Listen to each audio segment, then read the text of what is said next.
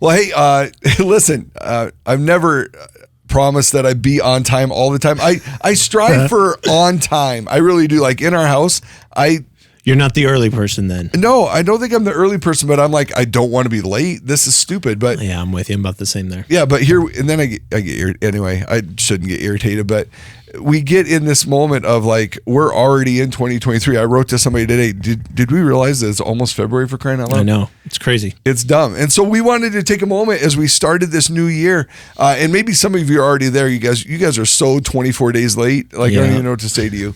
Like, come on. But just this opportunity to have a conversation about what you are excited about this year, or what you're looking forward to, or what things need to change, what you're going to be challenged by. Obviously you don't know everything you're going to be challenged by, right? Like, I know I'm not going to be challenged by a new kid in the Sword Out house in 2024 or 2023. I don't know what's going to happen in 2024, but we'll see what happens. Kid coming up in 2024. Let's just play it by, not unless it's an extreme act of God, like, right? Extreme. And let's emphasize, my wife would do a lot of crying if that extreme act of God took place. No mas.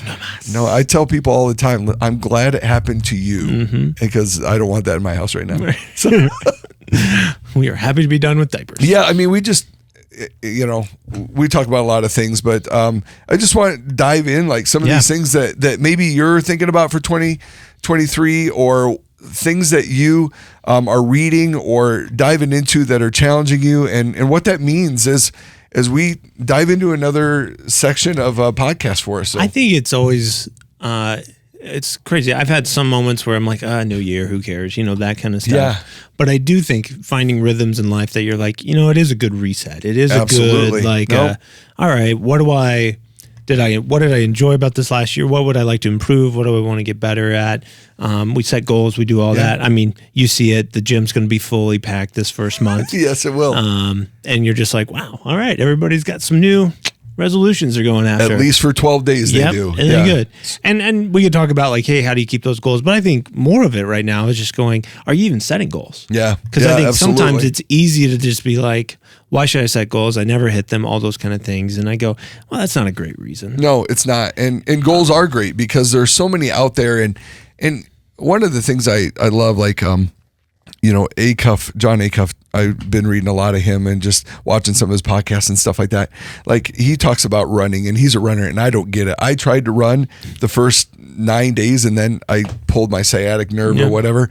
And so I am back to hating running just as much as I did prior to this. So we're Sword Out's back, focused on biking. Anyway, but he talks about that idea of, listen, if you shoot for the gym, let's say 6 days a week this week, and you only hit 2. Well, what did you do last year? Well, I didn't go to the gym at all. Okay, so you're already ahead. You made a huge 2 times. So don't quit getting disgruntled or frustrated with yourself when you honestly already hit 2 days rather than, your goal was 6, but you at least hit the gym or whatever the case is.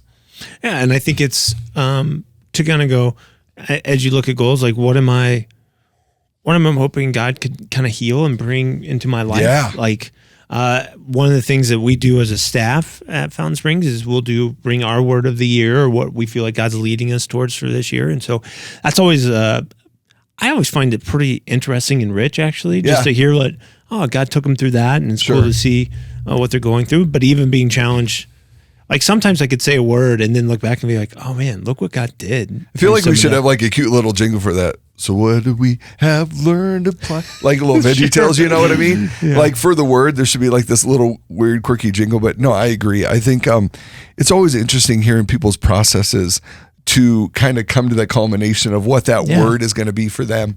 And sometimes I'll be honest, it's magical. It's like, hey, that's the word. And other times you're like, I hate this process. It's stupid. I don't know why Pastor David makes us do this. Right. Well, and I think some of it also is there's years where you look at it and go, like, the word doesn't really come into play until like later on in the year. Yeah, absolutely. Yeah. And then there's other words that it's like, wow, it just started right now. Like, holy smokes. And so those are just things that I feel like, as you kind of just sit and process, what is God trying to teach me? Yep. I think that's a great thing to go after. But I also think it's great to have some, just physical goals of what you're trying to accomplish, or work goals, or So what was your goals. process for your word this year? And then I'll have you share your word. My process, I feel like I've been on a little bit of a trend of just working through, my biggest struggle, I think, just in my relationship with God has always been time. Okay. And so these last few years, it's been like, okay, God, I think one of them was time. And so, hey, does God get my best when it comes to time? Thinking of it just like, you got your time, talent, and treasure. Like treasure, I go, yeah, no problem. God, you get that, because I know you can do far more with the 90% or even less than that than I could do with 100%. So please do that. That I almost do more out of like, I trust him so much with that. Yeah, but absolutely. time is one that's harder for me. Yeah. That I'm just like, because I want to get things done. I want to get things accomplished. I like my rhythms and all those kind of things. No, I would agree. And so letting God kind of upset that at times, and letting him be like, hey, I want you to go do this. Am I good with that? And so some of it was like, working through patience, working through time. But now I feel like I've hit a spot to where this year, and mine, I feel like I go in like 2 or 3 year spurts of like, I still feel like I'm working on this, but it's a different aspect now. You're looking for what's the word for it? You're looking for different variations of the same what's word. the synonym to this? Yes, there you go. Cinnamon. I love cinnamon. Anyway, sorry. So for me, it's now like, and this is a little bit different than time, but being content. Yeah. Okay. Learning to be able to go, okay, this is where God's got me. This is where God's leading me. I'm good with that. Yeah. I still think it's connected to time, because there's times where I would be, but I think it has more of this, like, do I trust him with all of this? Yeah. And him getting to dictate where my life should go. Okay. Because part of it, if I'm honest, I'm scared. I'm scared where that's going to go. Yeah. I'm scared where that's going to lead. And I would love to have more control in some of that, but I'm learning like he's done so well so far. Yeah. Like, it's not like he's giving you a reason to really doubt where he's going with this, right? So I know it's more me than it is anything else. And so this year and the years to come, I'm just going to go, am I, and I think even being content is also finding one of the things that was connected to time is like, I think I struggled to just delight in things or be joyful or things and celebrate things. Cause to me, it was like, what's that next thing? Yeah. Yep. Well, because I'm thinking, okay, we've got this done, but this is coming up. We've got this done. It's all a time-oriented conversation. Well, and you're also a task-oriented guy, so like you put the task down and you go after it to get it done, right? And so trying to be able to, can I be delighting in the Lord without being like, what's my next task, Lord? Absolutely. And I think there's a right time to do that and a right time to navigate that. And so, but I just, long explanation, but I hope you understand it. No, I would agree. I think that it's so difficult, right? Because we do have rhythms. I mean, I've got a sophomore in college now. I've got a sophomore in high school and a 7th and 6th grader. And those rhythms and those seasons are so true. Like I find myself sometimes going through different rhythms and seasons twice in a year. Right. Like I took you to school. I don't take you to school. I trust you driving. How do I lead well a daughter in college, and how do I lead my girls at home well, and what does that look like in those seasons and those rhythms of their capacity and where they're going and what they need, and me making sure that I'm growing and being who I need to be. And so often I think sometimes my word comes out of frustrations, like you were kind of talking halfway throughout the year of this idea of like, man, this is really irritating. I should spend some time on this. Maybe that'll be my word for next year. But one of the things that I know and that I'm learning about myself is I do need more tasks. Like you and I are very opposites in a lot of ways, right? Like, but I mean, there's a lot of similarities, but there's still opposites. So you're very task, and I'm fly by the seat of my pants. Let's make sure we're partying about this. Let's make sure we get after it and have some fun with it. And not that you're not fun, Todd. You're a very fun guy, but no, but those honest moments of conversation of going, okay, what do I need to do to be intentional in this? What do I need to go after? What do I need to put before me? And this word for me this year has been one of those where I just was like, God, I want a different word of the year this year. And I just felt like I was waiting on him to bring it. And I was literally walking into the bathroom one day and God's like, man, I've almost felt like God was like, you're an idiot. Like, listen, your word is promise. You've been asking me, and I don't feel like you've been listening really well. So your word is promise. And it comes out of Hebrews 10:23, where it just talks about this idea, like, let us hold unswervingly to this hope we profess. For he who promised is faithful. And this idea of, I want that. I want to hold unswervingly to the promises of God. And I want to be a guy, a dad, a husband, that his promises mean something. Yeah. And that has been big for me, is just this idea of like, okay, if I say I'm going to do something, am I going to do it? Like if you ask me to do something and take care of something, I want to be faithful to do it. Yeah. And you don't have to go, well, I wonder if Chris is going to follow through. And I don't want Rachel and my girls to wonder those things either. Like, no, he said he promised he'd do that, and he's going to do it. Yeah. And so I want to, I guess it maybe, like Enneagram talks about your root word, right? Your root number, and like a wing. And maybe that idea of like this idea of like my word for the year is promise, but faithfulness is that wing word, that puts me in a place of just understanding our God fulfills his promises. He is faithful. Yeah. And I want to live that out, and I want to see it lived out in my life. And some of that, man, some of that comes with asking hard questions. Like, and I know like this may sound cliche, but it's so true. We have to ask ourselves sometimes tough questions like, am I going in a direction that's right? Am I taking this seriously? Because there's a lot in the line. There's a lot of things that we can let go casual, but there's a lot of things that should not be casual about the way in which we live or the way in which we lead. No, that'll be good. And I would encourage you, everybody, like, I think getting a word or getting some kind of direction. I don't know if it can be a phrase, it can be whatever, or a verse that you want to go after. I just think allowing God to speak into that, I think, would be important to start this year. Yeah. And letting God lead it. Do you have other goals you're going after this year? Yeah. So one of the things that I want to do is I want to ride 1,000 miles in June, July, and August. I want to ride, so that's going to roughly leave me 333 a month that I want to try to hit that. And I may add May in there, just go May to August, because in September I have this challenge that I ride for Kids Cancer. Yep. And so I rode 315 miles this last year, which was a lot of fun. So I would like to up that and really be serious about that. Man, reading is something that I'm trying to get better and better at. And one of those ways, like, I don't like to read. I'm an Audible guy. So I want to make sure that when I get in the car, I want to be as intentional as reading or listening to something as I can. Now, if I, like I said, I think I said earlier in a conversation, I'm listening to Bono's book right now, which I really love. It's a great book, but it's like 17 to 20 hours at 1.4. I'm going to listen to this at 1.0, because if you listen to Bono talk, you get a lot of places at 1.4 rather than just 1.0 in the speed dial. So, but it's good. It's challenging. And there's some really good things in there to think about and being present, and just some wisdom that he shares through his life that I've loved so far. But, another one is just a goal for family vacations. We I know a lot of people do family vacations well. I felt like I was late to the game. We would do things and have a lot of fun, but just in the last few years, we've really tried to dial those family vacations in, going somewhere, doing something. And I'm excited about the next couple of years that I already have goals set out for those. So yeah. There you go. Yeah, absolutely. Yeah. What about you? What's going on? I think for me, similar with family vacations, just want to try. We usually do a lot of stuff with the extended family. I think one of the things we'll see this year is just trying to do something just the six of us. Just the Lynch family. Just the Lynch family. And so that will be fun to kind of see where all that goes. Yeah. And check that out. And I think one of the other things I'd just love to, I'm active in all those things, but trying to get, the older I get, the more it becomes a little bit harder to be active, it feels like. And so trying That's so true. Oh, it sucks.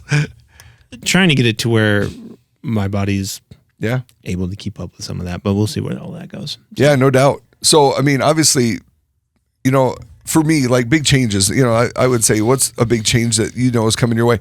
We always talk about because Morgan is a sophomore. And so I know this sounds really weird to say, but some of you parents have been there, like, when's the last time they're going to come home or want to come home? Hey, I'm really excited to be with you guys. Wait, I've got my own thing. We're going to go do this, and preparing myself for those next stage and next phases of, I've got some things going on, or I'm planning some stuff, and really preparing my mind for really essentially, we'll take her as long as we can get her. Like Right. we think Morgan's awesome, but what does that look like when it comes to preparing for 5, preparing for 4, preparing for 3, and then finally when I get Rachel all to myself, which Right. is exciting for me. Maybe she's not on the same page with that as I am, but Right. like those big changes that could be coming down the pipe that I'm thinking about. So. Mm-hmm. Yeah, I mean, for us, our kids are all still pretty young in that sense. So we'll have one hitting, not this year, but in near future, middle school. So that'll be a big change. Dun, dun, dun. Yeah. So that'll be fun. Yeah. Well, and we talk about leadership, and we work at church, obviously at Fountain Springs, and there's things that we have to walk through, and just different ways in which we have different conversations. And there's some things that I was just kind of walking out, like listening to a speaker that we saw in Orlando, and he presented some stuff and maybe this is for you. I think we consistently have to do hard things in our life, right? And whether we're in leadership or whether we're working somewhere or whatever the case is, I think it's becoming increasingly harder, right? Yeah. This idea of what that looks like. And he mentioned 5 things that we have to do. I think maybe even more so in this year to come. We have to engage pressure better. We have to get better at engaging pressure. We have to risk more, and we have to be okay with risking something. And tension. How do we manage tension? How do we deal with criticism? And then ultimately, how do we deal with change? Which is why I led with that change question. But I think all 5 of those areas are good kind of to look at this year and go, okay, is there pressure that I'm dealing with that I maybe need to deal with in a better way, healthier way? Yep. Do I need to add more pressure in my life? Yep, those absolutely. kind of things. Is it too easy right now? Yeah. And kind of the whole conversation, is it like, even for me, learning like, yes, there's contentment, but then there's complacency. So which one is the healthy one in that? And that's been a journey I'm going on right now. Sure. I'm just walking through that. But I even think the risks part of it, what are you going to risk this year? I know that's a great question. It's a tough one because you're like, what is risky? You may not know I know. now, but at least having that on the forefront of your mind of like, what is it? Yeah. Is it risking a friendship? Is it going out on a limb? Is it something new? You and I talked about risk with doing a podcast. Like, would anybody listen to it? Would they be like, that's great. Thanks for trying. We'll talk to you later. But yeah, and I think what we're learning is maybe even spreading kind of our horizons even in this area. Yeah. What does this look like to go beyond just podcasting and that kind of stuff? Because personally, social media, I'm like, no thanks. Yeah. And I don't mind it, but I mean, I also want to make it, like so many people, want to make it valuable enough where you're not just putting content out to put content out. There's because I could sit here and talk about food for a long time, and that's something we've kind of kicked around, like what does it look like to do food? But I know my opinion isn't always necessary, everybody else's opinion, but nobody is, right? Like Guy Fieri, he's got an opinion about food, and he goes down. Anthony Bourdain had a crazy opinion about food, and all these different people that pop up, and you're like, I don't know how somebody said yes to your podcast, and maybe people said that about ours. So. But I mean, it's all those kind of things. Because if you're going to go risk something, it's going to have pressure. You're going to get criticism, and you're going to have to make changes. And I can't remember what the other one was in there, but it was. But yeah, all those things, it's related to being able to accomplish what I feel like God's leading you in this new year. Well, yeah, and tension and change is the other things. And we don't like tension, right? Because we want to make, tension is like in our houses. I mean, and sometimes it depends on the individual in the house that's causing the tension, or you're just thinking about things and not being present, and that causes tension, unmet expectations. Like we can go all down the list, and the goal is not to get rid of all those things. No, because like if there you is have a tension in your life, it's probably a good thing. Yeah, Andy Stanley talked about it, probably almost a decade ago, like leaning into tension, and the tension is good, right? Because the tension keeps us maybe more hyper-focused, and allows us to dial in to maybe a better way of thinking, like, okay, I know that we're going to have to manage this, or I know that we're going to have to deal with this, and how does that help us do better? Right. So... Changing gears, since you love food. I do love food. What would be like one place you would love to try this year if you get an opportunity? That is a really tough question. Place you've wanted to go, maybe that you haven't gone to yet, or maybe a style of food you'd like to try.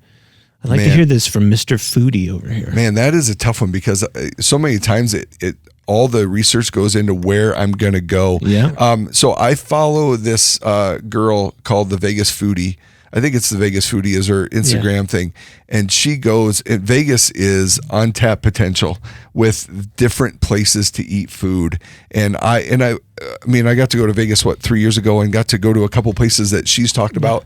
And I've been able to dialogue with her like, hey, have you done this? And lately, I'll be honest, this sounds really weird, right? Like there's these croissant blocks in Paris that are just off the charts. It's so cool looking, like pastries in this year, like just amazing stuff. So light and fluffy and flaky on the inside.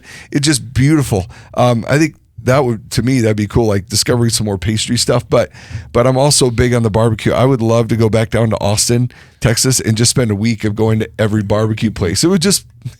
No offense to your KC roots, right? Like I've never been to Arthur Bryant's, and I know that's more, building than anything. And I've been to Jack Stack, and I know everybody's got an opinion about what they like most.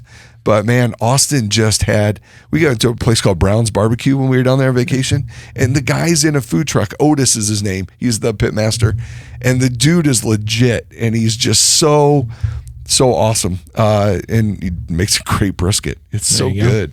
But I think it does all depend on where we go, and I do the research on that. But I would say like Dave's Hot Chicken. I'd love to dive into that. But he's in Vegas as well. There's other places you can get Dave Hot's Chicken. But just a note for all of you, if you ever need a place, like a food place you need to go to, and you're like, I don't know where to go, most likely he's been there.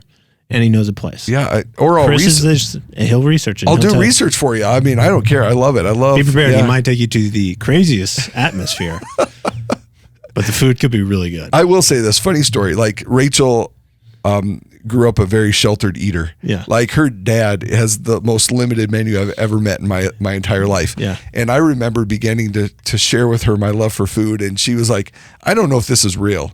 And one time I took her to, we went to Sioux Falls. One of my favorite places to eat in Sioux Falls is Nikki's. It's in the back of a Mexican grocery store. And we went there at night one night, and we pulled up, and she's like, what are we doing here? I'm like, we're going to eat right there. And she's like, we are not eating right there. And I'm like, oh yeah, I read the reviews. Like I had found it on the way to Sioux Falls the first time. And I'm like, this has got great reviews. We're going to get a torta. It's going to be amazing. Yep. We walk in and nobody's speaking English. And I'm like, I have found my place. This is good. And I'm like, I would like that, please, por favor, muchas gracias. And she is looking at me like, what do I order? I'm like, just get this. You'll be great. It'll be fantastic. So we watched a couple walk in. We sat at our table, and I'm eating my food, and I'm loving it. And this family walk in, and they look around going, you could see the look on their face like, we are not in the right place. I don't know why my husband brought me here. He's such a jerk. Yeah. And they walked outside, and we finished eating, and we went outside, and they were on the front step. And I looked at them, and I said, I got to tell you, just go in. You're not going to regret it. And Rachel's like, I felt the same way you do. Just go in and eat. And so we went to our car, and we watched, and they finally hemmed and hawed and left. And there was sorrow in my being. I was like, you could have had the best. You suckers missed it. It's so good in there. Anyway, but no, what do you get excited about? I get excited about food, sporting events. What? I would say, sports probably is more that thing that I get excited about. And so, if there's a dream of mine would be if I could go see LeBron James play a basketball game. Okay. I don't care your opinions about LeBron James. I just be fascinated to go watch a game from him. Okay. I think that's on my bucket list. And then the other one would be like watching like a Premier League soccer game. Ooh, I would agree. That'd be a lot of fun. I just would be fascinated by that. No, I would agree. So those would be things that are probably not going to happen this year, but it'd be on my bucket list. I would pick a John Morant over a LeBron. Oh, really? Because I've never been a LeBron. I was never a Kobe fan. I know I'm going to get a lot of hate mail on that one, but never a Kobe fan. So. But John Morant, oh my word, He's good. Guy can play. Anyway, no, I would agree. Hey, one of your Royals just got traded to the Twins. I know. I saw that. I was Congratulations. Like, you can have him. Let's plunder everybody we can that's good from the Royals to bring him to the Twins. So yeah, for me, it's funny. It's like sports is a lot of it, but yeah, comes to food. Okay. Yeah. Listen, you can live vicariously through me. I don't care. I mean, I'll be your food guide. Hey, we hope you have an amazing 2024. We're looking forward to 2023. 2023, man. How is he's that? Stuck on the next I guess year. I'm excited about 2024 because I've got a big vacation in this 2024. year I'm just skipping, Yeah, and I've moved on to the next. This year makes no difference to me. It's going to happen regardless, though. But no, we do hope you have a great year. We're looking forward to diving into more podcasts, more conversations, and man, we're going to have some special guests. Yeah, and, be ready. Bringing in some wisdom, bringing in the heavy hitters. That's true. It's going to be fun. So we look forward to seeing you next time. Have a great week. See ya.